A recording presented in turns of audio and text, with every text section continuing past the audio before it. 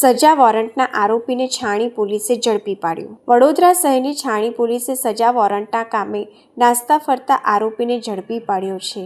Police commissioner Narasimha Kumar સહિત ઉચ્ચ અધિકારીઓની સૂચના અને માર્ગદર્શન હેઠળ છાણી પોલીસની સર્વેલન્સ ટીમ પેટ્રોલિંગમાં હતી.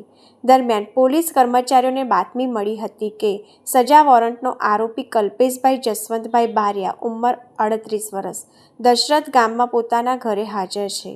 બાતમીના આધારે પોલીસે તેના ઘરે પહોંચી તપાસ કરતા આરોપી મળી આવ્યો હતો.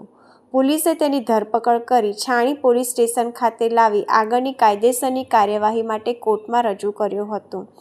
આરોપી વિરુદ્ધ નેગોશિયેબલ ઇન્સ્ટ્રુમેન્ટ એક્ટની કલમ 138 હેઠળનો કેસ નોંધાયેલો હતો.